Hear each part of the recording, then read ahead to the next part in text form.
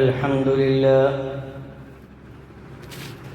نحمده ونستعينه ونؤمن به ونتوكل عليه ونعوذ بالله من شرور أنفسنا ومن سيئات أعمالنا من يهده الله فلا مضل له ومن يضلله فلا هادي له أشهد أن لا إله إلا الله وحده لا شريك له وأشهد أن محمدا عبده ورسوله أرسله بالهدى ودين الحق ليظهره على الدين كله وكفى بالله شهيدا اللهم صل على محمد وعلى آل محمد كما صليت على إبراهيم وعلى آل إبراهيم إنك حميد مجيد اللهم بارك على محمد وعلى آل محمد كما باركت على إبراهيم وعلى آل إبراهيم إنك حميد مجيد أما بعد فإن خير الكلام كلام الله وخير الهدي هدي محمد صلى الله عليه وسلم وشر الأمور محدثاتها وكل محدثة بدعة وكل بدعة ضلالة وكل ضلالة في النار إن أريد إلا الإصلاح ما استطعت وما توفيقي إلا بالله عليه توكلت وإليه أنيب رب اشرح لي صدري ويسر لي أمري واحلل عقدة من لساني يفقهوا قولي يا أيها الإخوان والأخوات أوصيكم وإياي أولا بتقوى الله أعوذ بالله من الشيطان الرجيم بسم الله الرحمن الرحيم يا أيها الذين آمنوا اتقوا الله حق تقاته ولا تموتن إلا وأنتم مسلمون ഏറ്റവും സ്നേഹം നിറഞ്ഞ സത്യവിശ്വാസികളെ സത്യവിശ്വാസിനികളെ സഹോദരി സഹോദരന്മാരെ, നമ്മെ സൃഷ്ടിച്ച് പരിപാലിച്ച് നിയന്ത്രിച്ച് നാളെ വിചാരണ നിലയത്തിൽ വിചാരണ ചെയ്യുന്ന അല്ലാഹു റബ്ബുൽ ഇസ്സത്തിൻ്റെ വിധിവിലക്കുകൾക്കനുസരിച്ച് ജീവിതത്തെ ക്രമീകരിക്കണമേ എന്ന് ആദ്യമേ എന്നോടും തുടർന്ന് നിങ്ങളോടും ഉപദേശിക്കുകയാണ്, വസിയ്യത്ത് ചെയ്യുകയാണ്. നമ്മളേറെ ബഹുമാനിക്കുന്ന, സ്നേഹിക്കുന്ന, ആദരിക്കുന്ന, നമുക്ക് ഒരുപാട് സഹായം ചെയ്യുന്ന ഒരു അതിഥി നമ്മുടെ വീട്ടിലേക്ക് കടന്നു വരുമ്പോൾ ആ അതിഥിയെ സ്വീകരിക്കാൻ എത്രമാത്രം ഒരുക്കങ്ങൾ നമ്മുടെ ജീവിതത്തിൽ ആ ഒരു വീട്ടിലുണ്ടായിരിക്കും. എന്തൊക്കെ വിഭവങ്ങൾ ഒരുക്കണമെന്നും ഏത് രൂപത്തിലുള്ള പ്രതികരണമാണ് അയാളോട് നടത്തേണ്ടതെന്നുമൊക്കെ ആസൂത്രണം ചെയ്യാൻ നമ്മൾ തയ്യാറാവും. അതേപോലെ വർഷത്തിലൊരിക്കൽ മഹാപുണ്യകരമായ പാപമോചനത്തിന് കാരണമായ, നരകമോചനത്തിന് കാരണമായ, സ്വർഗപ്രവേശനത്തിന് സഹായിക്കുന്ന റമദാൻ നമ്മളിലേക്ക് അതിഥിയായി കടന്നു വരികയാണ്. റമദാൻ അതിഥിയായി കടന്നു വരുമ്പോൾ എന്തൊക്കെ വിഭവങ്ങൾ കൊണ്ടാണ്, എന്തെന്ത് മാനസികാവസ്ഥയിൽ നിന്നുകൊണ്ടാണ് ഈ അതിഥിയെ നമ്മൾ വരവേൽക്കേണ്ടത് എന്ന് നമ്മൾ ഓരോരുത്തരും ചിന്തിക്കേണ്ടതുണ്ട്. യഥാർത്ഥത്തിൽ റമദാൻ വരിക എന്നത് ഒരു സത്യവിശ്വാസിയെ സംബന്ധിച്ചിടത്തോളം അവൻ്റെ ജീവിതത്തിലെ ഏറ്റവും വലിയ അനുഗ്രഹവും സന്തോഷവുമാണ്. ആയുസ് നഷ്ടപ്പെട്ട് ഖബറിലായ കുറേ ആളുകൾ കഴിഞ്ഞ റമദാൻ കഴിഞ്ഞ് ഈ റമദാനിൻ്റെ ഉള്ളിൽ നമ്മുടെ കുടുംബത്തിലും കൂട്ടുകാരിലും നാട്ടുകാരിലുമുണ്ട്. അല്ലാഹു തആല അവരുടെ എല്ലാവരുടെയും ഖബർ വിശാലമാക്കി തീർക്കുമാറാകട്ടെ. നമുക്കൊരവസരവും കൂടി തന്ന് നമ്മൾ വിജയിക്കുമോ പരാജയപ്പെടുമോ എന്ന് പരീക്ഷിക്കാനാണ് ഈ റമദാൻ വന്നു ചേരുന്നത്. അതുകൊണ്ട് തന്നെ റമദാനിനെ പ്ലാൻ ചെയ്ത് ഉപയോഗിച്ചിട്ടില്ലെങ്കിൽ അത് നഷ്ടപ്പെടുത്തിയവൻ നഷ്ടം വരുത്തിയവനാണ് എന്ന് പ്രവാചകൻ സല്ലല്ലാഹു അലൈഹി വസല്ലം പറഞ്ഞ നാം നഷ്ടക്കാരിൽ നമ്മൾ പെട്ടുപോകും. പ്രവാചകൻ സല്ലല്ലാഹു അലൈഹി വസല്ലം യുബശ്ശിറു അസ്ഹാബഹു, തൻ്റെ അനുചരന്മാർക്ക് സന്തോഷ വാർത്ത അറിയിച്ചു. ഖദ് ജാഅകും ശഹ്റു റമളാൻ, ഇതാ നിങ്ങളിലേക്ക് റമളാൻ മാസം കടന്നു വന്നിരിക്കുകയാണ്. ശഹ്റുൻ മുബാറകുൻ, അനുഗ്രഹീതമായ ഒരു മാസം. കതബല്ലാഹു അലൈക്കും സിയാമഹു, നോമ്പ് നിർബന്ധമാക്കപ്പെട്ട മാസമാണത്. ഫീഹി തുഫത്തഹു അബ്വാബൽ ജന്ന, സ്വർഗത്തിൻ്റെ 8 കവാടങ്ങളും റമളാനിൽ നിന്ന് തുറന്നു വെക്കും. അപ്പോൾ യഥാർത്ഥത്തിൽ ശഅബാൻ 30 വരെ അല്ലെങ്കിൽ ശഅബാനിൽ മാസം കാണുന്നത് വരെ സ്വർഗത്തിൻ്റെ വാതിൽ അടഞ്ഞു കിടക്കുകയാണ്. ഇനി ആ വാതിൽ റമളാനിൽ നിന്ന് തുറക്കുകയാണ്. അഥവാ സ്വർഗത്തിലേക്ക് പ്രവേശിക്കാൻ സത്യവിശ്വാസികൾക്കുള്ള സാധ്യത വർദ്ധിക്കുകയാണ്. വതുഗ്ലഖു ഫീഹി അബ്വാബൽ ജഹീം, നരകത്തിൻ്റെ വാതിലൊക്കെ അടക്കപ്പെടും. റമളാൻ 1 നരകത്തിൻ്റെ വാതിൽ അടക്കണമെങ്കിൽ അതുവരെ തുറന്നിരിക്കണം വാതിൽ. ആ തിന്മകളുടെ സാഹചര്യങ്ങളൊക്കെ അസ്തമിച്ച് നന്മ ധാരാളം ചെയ്യാനുള്ള അവസരങ്ങളെ മുന്നിൽ വെച്ച് റമളാൻ വന്നിരിക്കുകയാണ്. തഖുല്ലു ഫീഹി ശൈത്താൻ, അവിടെ പിശാചിന് ദുർബലത വരും, അവനെ തടുത്തു വെക്കും, അവനെ കെട്ടിയിടും എന്ന് ഹദീസുകളിൽ പറഞ്ഞിട്ടുണ്ട്. ഫീഹി ലൈലത്തുൻ, ആ റമളാനിൽ ഒരു രാത്രിയുണ്ട്. ഖൈറും മിൻ അൽഫി ശഹർ, 1000 മാസങ്ങളെക്കാൾ ഉത്തമമായ ഒരു രാത്രി. 83 വർഷത്തിലധികം അത്രയും ഫളിലാക്കപ്പെട്ട ഒരു ലൈലത്ത് വരാനുള്ള ഒരു ശഹറാണ് ശഹ്റു റമളാൻ. മൻ ഹുരിമ ഖൈറഹ, ആ റമളാനിലുള്ള നന്മ ആർക്ക് തടയപ്പെടുന്നുവോ ഫഖദ് ഹുരിമ, അവന് തടയപ്പെട്ടു, അവന് സ്വർഗം തടയപ്പെട്ടു, നരകം ലഭിക്കുന്നവനായി എന്നൊക്കെ വ്യാഖ്യാനങ്ങളുണ്ട്. റമളാനിന് മുമ്പ് ഒരുങ്ങണം. റമളാനിന് മുമ്പ് ഒരുങ്ങണം. എങ്ങനെ? മല്ലിപ്പൊടിയുടെ പാത്രം നിറച്ചിട്ടാണോ? മുളക് പൊടിയുടെ പാത്രം നിറച്ചിട്ടാണോ? പഞ്ചസാര വേണ്ടത്ര വാങ്ങി വെച്ചിട്ടാണോ? വീട്ടിലെ പൊടിയെല്ലാം തട്ടിയിട്ടാണോ? അതൊക്കെ ചെയ്യണം. അതൊരു ഭാഗത്ത്.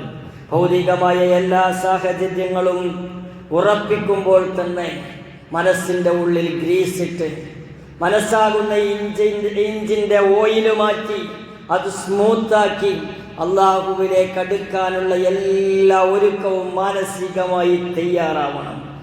പ്രാർത്ഥിക്കാറുണ്ട് സഹാബത്ത്, 6 മാസം മുമ്പ് റമളാനിനെ നന്നാക്കി തരണമേ, റമളാനിൽ കൂടുതൽ കർമ്മങ്ങൾ ചെയ്യാൻ തൗഫീക്ക് നൽകണേ എന്ന് 6 മാസം പ്രാർത്ഥിച്ചിട്ടാണ് സഹാബത്ത് റമളാനിലേക്ക് പ്രവേശിക്കുക. നമ്മൾ ഇനിയുള്ള 6 ദിവസമെങ്കിലും ശക്തമായ പ്രാർത്ഥന നമ്മുടെ ജീവിതത്തിൽ വേണം. റമളാനിൽ ഖുർആൻ പാരായണം ചെയ്യാൻ, റമളാനിൽ തറാവീഹ് നമസ്കരിക്കാൻ, റമളാനിലെ നോമ്പ് കണ്ണിനും കാതിനും മനസ്സിനുമുണ്ട് നോമ്പ്. ആ നോമ്പ് കൂടി ജീവിതത്തിൽ ആചരിക്കാൻ തൗഫീക്ക് ലഭിക്കാൻ വേണ്ടി പ്രാർത്ഥിക്കണം. റമളാനിന് മുമ്പേ 2 കാര്യങ്ങൾ ഒരുക്കാൻ കൽപ്പിക്കുന്നു. 1, നിയ്യത്ത് നന്നാക്കുക. നന്മകൾ അധികരിപ്പിക്കാനുള്ള ഒരു നിയ്യത്ത് മനസ്സിലുണ്ടായിരിക്കുക. എന്തൊക്കെ വാരിക്കൂട്ടാൻ പറ്റുമോ ആ നന്മകളൊക്കെ വാരിക്കൂട്ടാൻ മനസ്സിനെ അങ്ങ് ഒരുക്കുക. ഇമാം അഹ്മദ് ബിൻ ഹംബൽ റഹ്മഹുല്ലാ തൻ്റെ മകൻ അബ്ദുള്ളക്ക് കൊടുത്ത വസിയ്യത്തുണ്ട്. യാ ബുനയ്യ ഇൻവി ഖൈറൻ ഫഇന്നക ലതസാലു ബിഖൈറിൻ മാ നവൈതു ഖൈറൻ. എൻ്റെ മോനെ, നന്മകൾ ചെയ്യാൻ നിയ്യത്ത് വെക്കണം.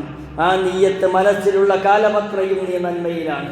നന്മ ചെയ്യാൻ ഒരാൾ ഉദ്ദേശിച്ചാൽ ആ നന്മ ചെയ്യാൻ അയാൾക്ക് കഴിഞ്ഞിട്ടില്ലെങ്കിലും നന്മ ചെയ്തതായി രേഖപ്പെടുത്തും. എൻ്റെ റമദാൻ നന്നാക്കണം, എൻ്റെ ഖുർആൻ പാരായണം നന്നാക്കണം, എല്ലാ ദിവസവും തറാവീഹിൽ പങ്കെടുക്കണം, തറാവീഹിൽ ഓതുന്ന സൂറത്തുകളെ ശ്രദ്ധിക്കണം, ആ സമയത്ത് ഞാൻ ധാരാളമായി പ്രാർത്ഥിക്കണമെന്നൊക്കെ ആലോചിക്കുകയും ചിന്തിക്കുകയും നന്മ വിചാരിക്കുകയും ചെയ്തവന് ആ നന്മ മുഴുവനും കിട്ടി.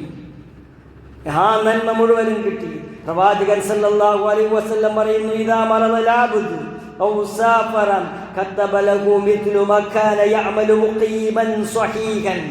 ഒരാൾക്ക് രോഗം വന്നു, നോമ്പ് നോൽക്കാൻ കഴിയുന്നില്ല, കഴിഞ്ഞ വർഷം 30 നോമ്പും അല്ലെങ്കിൽ കഴിഞ്ഞ വർഷം മുഴുവൻ നോമ്പും റമദാനിൽ നോറ്റവനാണ് എങ്കിൽ അവന് ഈ വർഷം നോമ്പ് നോറ്റില്ലെങ്കിലും രോഗം കൊണ്ട് തടയപ്പെട്ടതാണെങ്കിൽ, യാത്ര കൊണ്ട് തടയപ്പെടുകയാണെങ്കിൽ ആ നോമ്പിൻ്റെ അതേ പ്രതിഫലം ഈ വർഷവും അവന് കിട്ടും. എത്രത്തോളം കാരുണ്യവാനാണ് റബ്ബ്, എത്രത്തോളം വലിയ ഓഫറാണ് തരുന്നത്. സ്ഥിരമായി നന്മകൾ പ്രവർത്തിക്കുന്ന ഒരടിമക്ക് അവനെന്തെങ്കിലും ബുദ്ധിമുട്ട് ബാധിച്ചു മുടങ്ങിയാൽ നിയ്യത്ത് പ്രകാരം അവൻ്റെ പ്രതിഫലം കിട്ടും. നിയ്യത്ത് പ്രധാനമാണ്, നിയ്യത്ത് ജീവിതത്തിൽ ഉണ്ടായിരിക്കണം. ഇബ്നു ഹജർ റഹ്മഹുല്ലാ അദ്ദേഹത്തിൻ്റെ ഫത്ഹിൽ പറയുന്നുണ്ട്, ഇന്നമാ കതബൽ ഹസനത്തു മുജറദുൽ ഇറാദ, വിചാരിക്കുന്ന ഉദ്ദേശിക്കുന്നതിനനുസരിച്ചാണ് ഹസനാത്തുകളെ രേഖപ്പെടുത്തുക. ലിഅന്ന ഇറാദത്തു ഖൈറുൻ സബബിൽ അമൽ, ഒരാൾ നന്മ ഉദ്ദേശിക്കുക എന്നത് തന്നെ ആ നന്മയിലേക്ക് എത്താനുള്ള കാരണങ്ങളിൽ പ്രധാനമായ കാരണമാണ്. വഇറാദത്തുൽ ഖൈർ ഖൈറുൻ, അപ്പോൾ നന്മ ഉദ്ദേശിക്കുക എന്നത് വലിയ ഒരു നന്മയാണ്. ലിഅന്ന ഇറാദത്തുൽ ഖൈർ മിൻ അമലിൽ ഖൽബ്, നന്മ ഉദ്ദേശിക്കുക എന്നത് മനസ്സിൻ്റെ പ്രവർത്തനങ്ങളിൽപ്പെട്ടതാണ്. ആ പ്രവർത്തനത്തിൽ നിന്നും പ്രതിഫലമുണ്ടെന്ന് നമ്മൾ വിചാരിക്കണം. വിചാരിച്ചാൽ തന്നെ പുണ്യം കിട്ടുമെന്നർത്ഥം.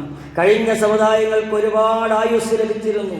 നൂഹ് നബി അലൈഹിസ്സലാം ഏകദേശം 1000-ൽ പരം കാലം ജീവിച്ചു. 950 കൊല്ലം പ്രബോധനം നടത്തി എന്ന് പറയുമ്പോൾ ആ പ്രബോധനം നടത്താനുള്ള ഒരു പക്വതയും പാകയോധയും എത്തുന്ന പ്രായം വരെ ജീവിച്ചിരിക്കുമല്ലോ.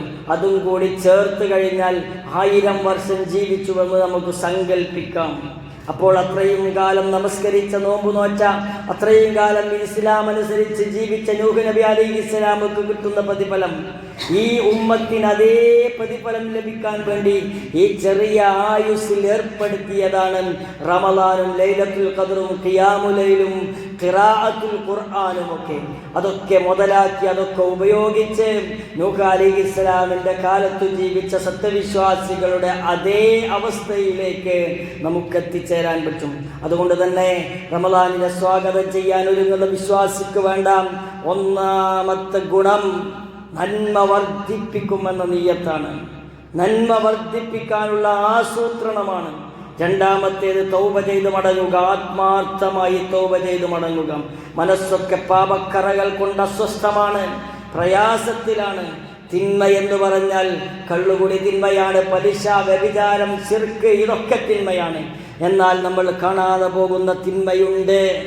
അതേതാണ്? നമസ്കാരത്തിൽ ശ്രദ്ധിക്കുക, സമയത്തു നമസ്കരിക്കുക, അതേപോലെ അള്ളാഹുവിനെ സ്തുതിക്കേണ്ടിടത്ത് സ്തുതിക്കാതിരിക്കുക, വാഴ്ത്തേണ്ടിടത്ത് വാഴ്ത്താതിരിക്കുക.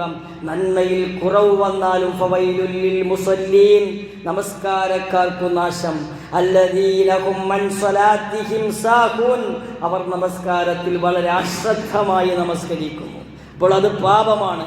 ഇങ്ങനെ ജീവിതത്തിൽ അള്ളാഹുവിൻ്റെ തൃപ്തി കിട്ടാൻ ചെയ്യേണ്ട കർമ്മങ്ങളുടെ സ്ഥാനത്ത് ചെയ്യാതിരിക്കുമ്പോൾ അതും പാപക്കറയായി ഹൃദയത്തിൽ ഉണ്ടാകുമെന്ന് നമ്മൾ മനസ്സിലാക്കണം.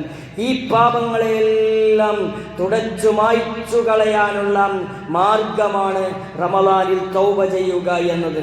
റമളാനിൽ പ്രധാനമായും റമളാൻ എന്ന അതിഥിക്ക് കൊടുക്കേണ്ട വിഭവങ്ങളിൽ ഏറ്റവും പ്രധാനപ്പെട്ടതാണ് റമളാനിലെ നിർബന്ധമായ നോമ്പ്. യാ അയ്യുഹല്ലദീന ആമനൂ കുതിബ അലൈക്കുമുസ് സിയാമു കമാ കുതിബ അലല്ലദീന മിൻ ഖബ്ലികും ലഅല്ലകും തത്തഖൂൻ. തഖ്വ ശേഖരിക്കുവാൻ വേണ്ടി നിങ്ങൾക്ക് റമളാനിൽ നോമ്പ് നിർബന്ധമാക്കിയിട്ടുണ്ട്. മുൻ സമുദായങ്ങളിൽ നോമ്പ് നിർബന്ധമാക്കിയതുപോലെ. മറിയം ബീവി റളിയല്ലാഹു അൻഹ പറയുന്നുണ്ട്, ഞാൻ ഉക്കല്ലിമൽ യൗമ ഇൻസിയ, ഒരു മനുഷ്യനോടും ഞാൻ എന്ന് മിണ്ടുകയില്ല, എനിക്ക് നോമ്പാണെന്ന് പറയുന്നുണ്ട്. അപ്പോൾ അന്നത്തെ നോമ്പ് എങ്ങനെയാണ്? മിണ്ടിയാൽ മുറിയുന്ന നോമ്പ്. നമുക്കങ്ങനത്തെ നോമ്പ് റബ്ബുൽ ഇസ്സത്ത് തന്നിരുന്നെങ്കിൽ എന്തായിരിക്കും നമ്മുടെ അവസ്ഥ? അങ്ങനെയുള്ള നോമ്പില്ലല്ലോ. മിണ്ടാൻ പറ്റും, സംസാരിക്കാൻ പറ്റും, പോകാൻ പറ്റും, ഇരിക്കാൻ പറ്റും. ഒരിടത്തു തന്നെ ഇരുന്ന് നോമ്പ് നോൽക്കണം എന്ന് പറഞ്ഞാൽ എന്തായിരിക്കും നമ്മുടെ ബുദ്ധിമുട്ടും പ്രയാസവും? അതില്ല. അതുകൊണ്ട് തന്നെ നോമ്പ് നിർബന്ധമാക്കിയത് നോമ്പ് നോൽക്കണം. ആർക്കാണ് ഒഴിവ്? രോഗിക്കൊഴിവാണ്. സുദീർഘമായി യാത്ര ചെയ്യുന്ന ആൾക്ക് നോമ്പ് ഒഴിവാക്കാം. പിന്നെ ആ നോമ്പ് നോറ്റു വീഴ്ത്തിയാൽ മതി. സ്ത്രീകൾക്കൊരു പ്രത്യേക സന്ദർഭത്തിൽ നോമ്പ് ഒഴിവാക്കേണ്ടി വരും. എന്നാൽ ഈ ഉദ്റൊന്നുമില്ലാത്തവന് ഫറളാണ് നോമ്പ്, സുന്നത്തല്ല.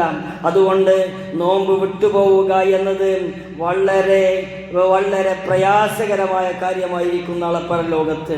മൻ സ്വാമ റമളാനൻ, ആരെങ്കിലും റമളാൻ മാസത്തിൽ ഈമാനോടുകൂടി വിശ്വാസത്തോടുകൂടി വഹ്തിസാബൻ പ്രതിഫലേച്ഛയോടുകൂടി നോമ്പ് നോറ്റാൽ ഗുഫിറ ലഹു മാ തഖദ്ദമ മിൻ ദംബിഹി, അവന്റെ പാപങ്ങൾ അല്ലാഹു തആല പുറത്തു കൊടുക്കും.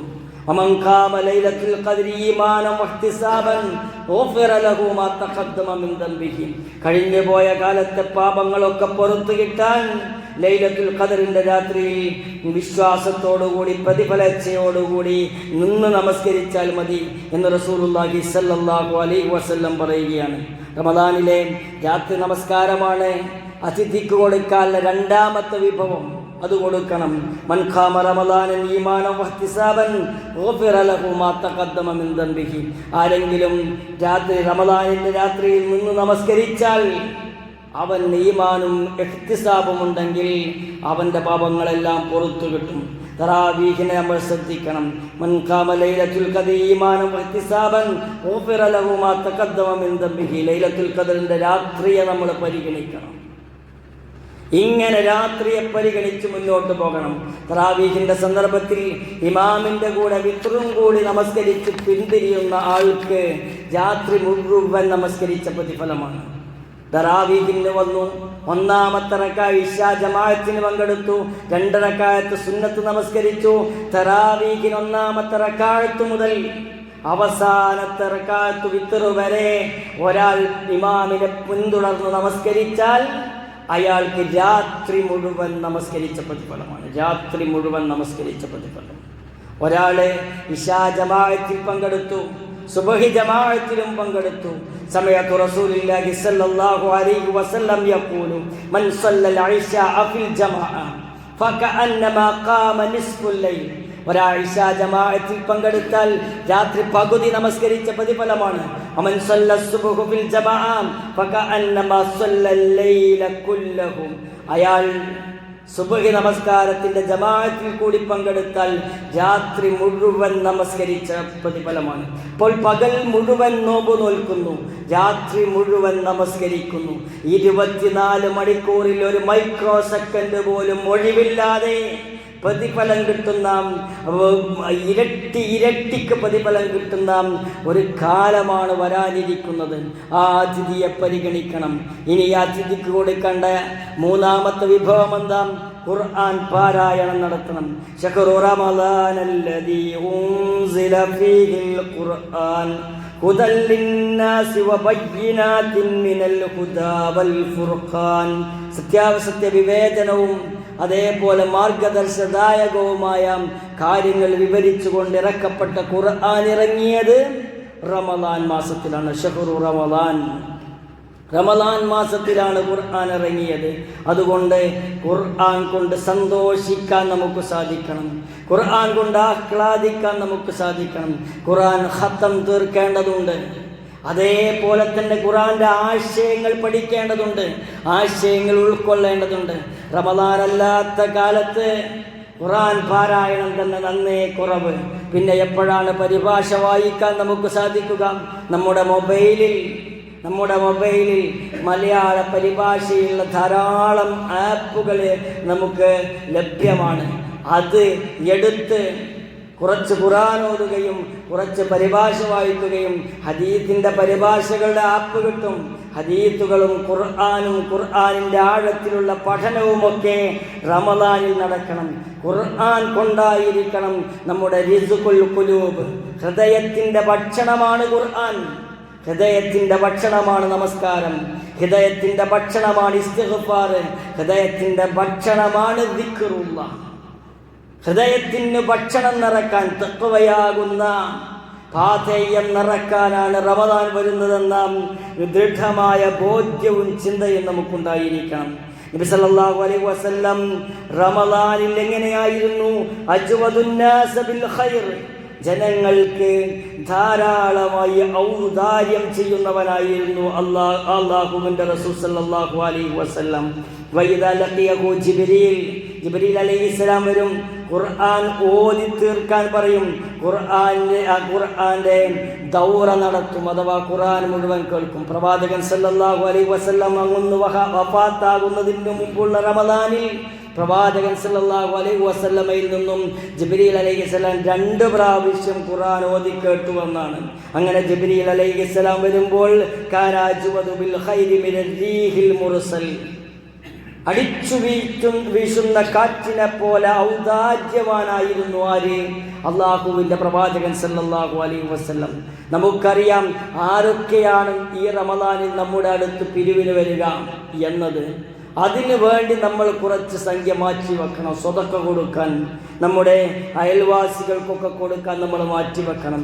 നമ്മുടെ അയൽപ്പക്കത്തൊരു 25 വീട് അല്ലെങ്കിൽ 40 വീടൊക്കെയാണ് പല മദ്ഹബിലും അയൽപ്പക്കമായി കണക്ക് കൂട്ടുന്നത്. അതിൻ്റെ ഇടയിൽ ഒരാളും തന്നെ നോമ്പിന് പട്ടിണി കിടക്കുന്ന ഒരവസ്ഥയുണ്ടാകാൻ പാടില്ല എന്ന് നമ്മൾ തീരുമാനിക്കണം. അവർക്കുള്ള ഭക്ഷണം എത്തിക്കാൻ 1000 1500 രൂപയുണ്ടെങ്കിൽ അവർക്ക് ആ ഒരു മാസം കഴിയാനുള്ള മിനിമം സാധനങ്ങൾ എത്തിച്ചു കൊടുക്കാൻ നമുക്ക് സാധിക്കും. അതൊക്കെ രഹസ്യമായി ചെയ്യാൻ നമ്മൾ തയ്യാറാവണം. അതേപോലെ കഴിവതും പള്ളിയിൽ കഴിഞ്ഞുകൂടുക, ഇഅ്തികാഫിരിക്കൽ, 10 ദിവസം പൂർത്തിയായി ഇരിക്കാൻ കഴിയുമെങ്കിൽ അങ്ങനെ നിയ്യത്ത് വെക്കുക. ചില ദിവസങ്ങളിലോ ചില രാത്രികളിലോ ഇരിക്കാൻ കഴിയുമെങ്കിൽ അങ്ങനെ നിയ്യത്ത് വെക്കുക. റമദാനിൽ അവസാനത്തെ 10-ൽ പ്രത്യേകമായി ഇഅ്തികാഫിരിക്കാൻ തയ്യാറാവുക. അല്ലാത്ത സമയത്തും പള്ളിയിൽ ഭജനമിരിക്കുക എന്നത് ഏത് കാലത്തും നമുക്ക് നിയ്യത്ത് വെച്ച് ചെയ്യാൻ പറ്റുന്ന സംഗതിയാണ്. അതുകൊണ്ട് തന്നെ റമദാൻ ആദ്യം മുതൽ തന്നെ നമുക്ക് ളുഹർ മുതൽ അസർ വരെ ഇരിക്കാൻ പറ്റുമെങ്കിൽ അങ്ങനെ, അസർ മുതൽ മഗ്രിബ് വരെ ഇരിക്കാൻ പറ്റുമെങ്കിൽ അങ്ങനെ, എപ്പോഴാണോ ഇരിക്കാൻ പറ്റുന്നത് ഖുർആൻ ഓതുകയും പള്ളിയോട് ബന്ധപ്പെടുകയും ചെയ്ത അഹബ്ബുൽ ബിലാദി ഇലല്ലാഹി മസാജിദുഹാ, അല്ലാഹുവിന് ഏറ്റവും ഇഷ്ടമുള്ള തൃപ്തിയുള്ള ആ ഒരു സ്ഥലത്ത് പള്ളിയിൽ കൂടുതൽ കഴിഞ്ഞുകൂടുക എന്നത് റമദാനിലെ അതിഥിയെ സ്വീകരിക്കുന്നതിൽ ഏറ്റവും പ്രധാനപ്പെട്ട സംഗതിയാണ്. ദാനധർമ്മം വർദ്ധിപ്പിക്കണമെന്ന് പറഞ്ഞു. അതിൽ ഏറ്റവും പ്രധാനമാണ് നിർബന്ധമായ സക്കാത്ത്. സക്കാത്ത് നിസാബെത്തിയിട്ടും കൊടുക്കാത്തവൻ കാഫിറായി മരിച്ചു പോകും, നരകത്തിൽ ചെല്ലും. അവൻ്റെ സക്കാത്തിൻ്റെ തുണ്ടുകൾക്കും മുഴുവൻ ചേർത്ത് വെച്ച് അവൻ്റെ പുറത്തും മുഖത്തും ചൂടുവെക്കപ്പെടും.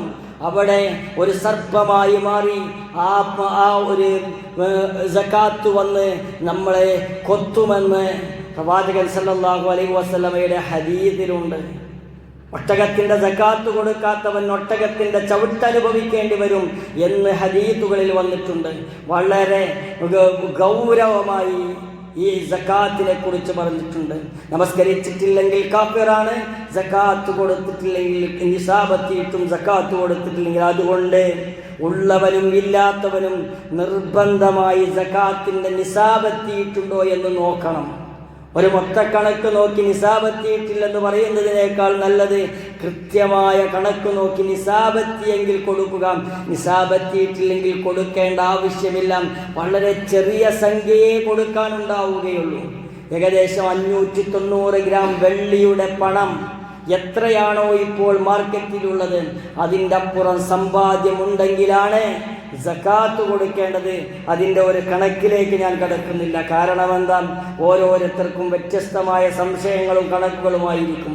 ഇരിക്കണം, അതിനെപ്പറ്റി അറിയുന്നവരോട് കൂടെ ഇരുന്ന് ആ കണക്ക് കൃത്യമായി നോക്കി ഒരു 2500 5000 10,000 മാക്സിമം 10,000 കൊടുക്കാനുണ്ടാകും. അതിലധികമൊന്നും ആർക്കും കൊടുക്കാനുണ്ടാവില്ല സക്കാത്ത്.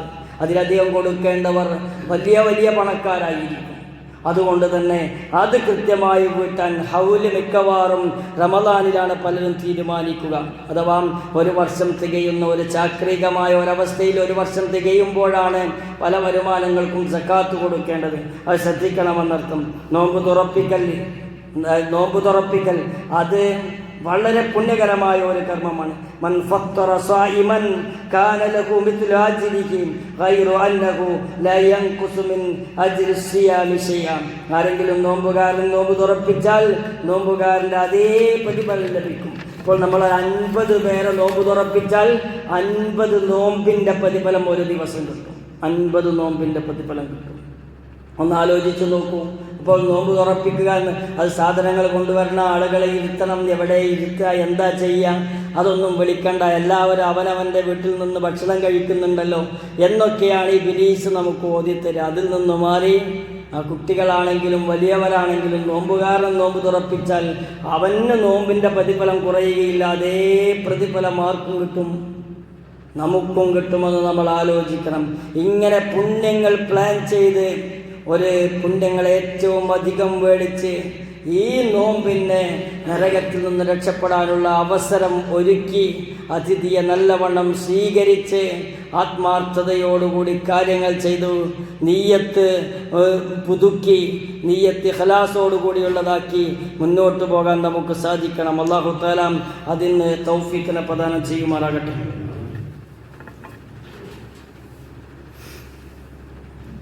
ബിസ്മില്ലാഹിൽ അൽഹംദുലില്ലാഹി വസ്സലാത്തു വസ്സലാമു അലാ റസൂലിൽ അമീൻ വഅലാ ആലിഹി വസഹ്ബിഹി അജ്മഈൻ അമ്മാ ബഅദ്.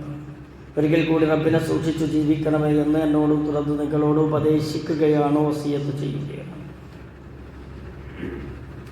ഒരാളുടെ ശരീരത്തിനും ആമാശയത്തിനും കുടലിനും നാവിനും മാത്രമല്ല നോമ്പ്, മറിച്ച് മനസ്സിനും കണ്ണിനും കാതിനും ഒക്കെ നോമ്പുണ്ട്.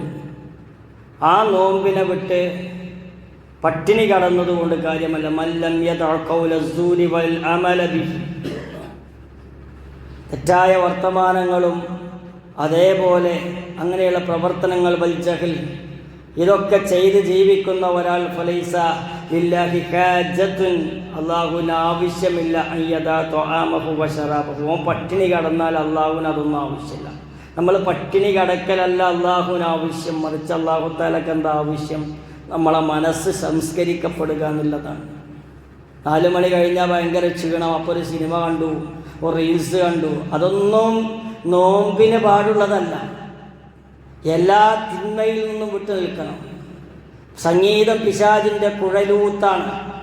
സംഗീതം കേൾക്കാൻ പാടില്ല, നോമ്പിന് കേൾക്കാൻ പാടില്ല. 2 കാര്യമുണ്ട്. നവാഖിലുസ്സൗമുണ്ട്, നോമ്പ് മുറിഞ്ഞു പോകുന്ന കാര്യങ്ങൾ, അത് നമുക്കറിയാം. നുഖ്സാനുസ്സൗമുണ്ട്, നോമ്പിന് വൈകല്യം വരുന്ന കാര്യങ്ങൾ. അതിൽപ്പെട്ടതാണ് സോഷ്യൽ മീഡിയയുടെ അപനാമിതമായ ഉപയോഗം, അതിലുള്ള ഹറാമുകൾ കാണൽ, ഹറാമുകൾ കേൾക്കൽ, ഹറാമുകൾ ചെയ്യൽ. ഇതൊക്കെ നോമ്പിനെ ബാധിക്കും. നോമ്പ് വൈകല്യമുള്ള നോമ്പാകും. അള്ളാഹു സ്വീകാര്യമായ പൂർണ്ണമായ നോമ്പാകണമെങ്കിൽ ഇത്തരം കാര്യങ്ങളിൽ നിന്നൊക്കെ വിട്ടുനിൽക്കണം. അത് ഈ കാലഘട്ടത്തിൽ പറ്റുമോ എന്ന് ചോദിച്ചാൽ സ്വർഗത്തിൽ പോകണമെന്ന് ആഗ്രഹമുള്ളവർക്ക് പറ്റും, നരകത്തിൽ നിന്ന് രക്ഷപ്പെടണമെന്ന് ആഗ്രഹമുള്ളവർക്ക് പറ്റും. അല്ലാത്തവർക്കത് സാധിക്കുകയില്ല.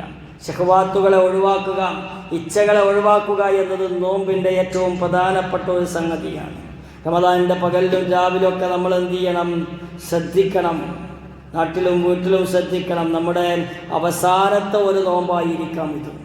ഈ നോമ്പ് കഴിഞ്ഞ് ഇനി 2026 ഫെബ്രുവരിയിൽ വരുന്ന നോമ്പിൽ ചിലപ്പോൾ നമ്മൾ ഭാഗവാക്കാൻ ഉണ്ടായിരിക്കില്ല. ചിലപ്പോൾ നമ്മൾ ഖബറിൻ്റെ അടിയിലായിരിക്കും, പച്ചമണ്ണിലായിരിക്കും, പുഴുതിന്ന് ആകെ ശരീരം പ്രശ്നമായിട്ടായിരിക്കും അവിടെ ഉണ്ടായിരിക്കുക എന്ന് വിചാരിക്കണം. അപ്പോഴേ ഈ 30 ദിവസത്തെ നോമ്പ് നമുക്ക് ഉപയോഗിക്കാൻ സാധിക്കുകയുള്ളൂ. സമയം നമ്മൾ ക്രമീകരിക്കണം. ഷോപ്പിംഗ് പോലുള്ള കാര്യങ്ങളൊക്കെ നേരത്തെ കഴിയണം. സ്ത്രീകൾ വ്യത്യസ്ത പാചകങ്ങൾ ഉണ്ടാക്കുന്ന പാചക മത്സരങ്ങളായി നോമ്പ് നോൽക്കുന്ന ആളുകൾ നോമ്പ് തുറയെ കാണരുത്. ദയവ് ചെയ്ത് അങ്ങനെ കാണരുത്. ഇതൊക്കെ ലോഡാക്കിപ്പോയാൽ തറാവീഹിന് നിന്ന് ആടേണ്ടി വരും, ഉറക്കം വന്ന് ബാക്കിൽ നിന്ന് ആടേണ്ടി വരും. ആ നമസ്കാരത്തിനൊരു ഇസ്സത്തുണ്ടാവുകയില്ല. അത് നമ്മൾ പ്രത്യേകമായി സൂക്ഷിക്കണം. ഇബാദത്തിനെ കളയുന്ന ഒരു പരിപാടിയും ആവശ്യമില്ല. രാത്രിയിൽ പൊരിക്കടകളും മറ്റും തുറന്നു വെച്ച് രാത്രി, റമദാനിൻ്റെ രാത്രി ആഘോഷമാക്കുന്ന അങ്ങാടികളുണ്ടാകും. അതൊന്നും നമുക്ക് പറ്റിയ പണിയല്ല.